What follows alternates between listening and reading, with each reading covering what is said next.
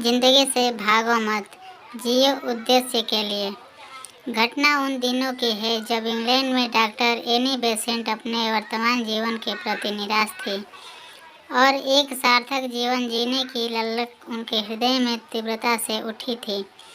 एक दिन अंधेरी रात्रि सभी परिवारजनक गहराई नींद में सो रहे थे। केवल वहीं जाग रही थी और उनकी आत्मा शांति के लिए इतनी बेचैन हो रही थी कि जीवन से भाग जाने का ख्याल मन में लाकर सामने रखी। जहर की शीशी लेने के लिए चुपके से उठी, लेकिन तभी किसी दिव्य शक्ति की आवाज़ ने उन्हें आगे बढ़ने से रोक दिया। क्यों जीवन से डर गई?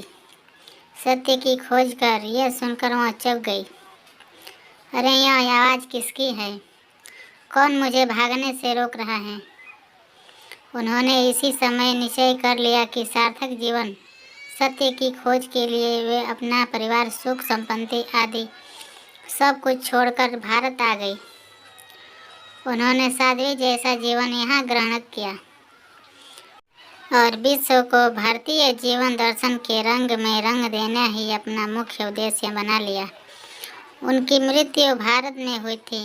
अंधकार के प्रकाश की ओर जाने के लिए भी मनुष्य को संघर्ष करना पड़ता है, जिसके दौरान वो अपनी शुद्ध चेतना से समर्पण भाव को जागृत कर जीवन लक्ष्य की प्राप्ति कर लेता है। ऐसे संघर्षवान व्यक्ति की ईश्वर भी सहायता करता है। वह सच्ची लगन व उत्साह के साथ सार्थक जीवन के प्रति संकलनकृत और उसकी आंखें निर्धारित लक्ष्य पर केंद्रित हैं। जीवन सहज नहीं, एक संघर्ष है। कठिनाई एवं बाधाएं जीवन के अंग है।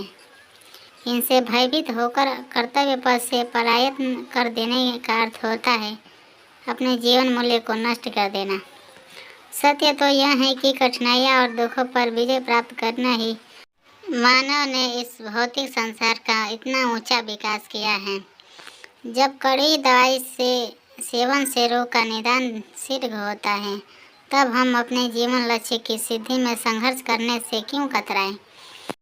त्रेता युग में श्री राम जी को 14 वर्ष का वनवास मिला था और फिर लंका पर विजय प्राप्त करने के पश्चात लौटने पर राजगद्दी मिलते ही उन्हें सीता जी के निष्कासन पर अकेला जीवन लेना पड़ा था।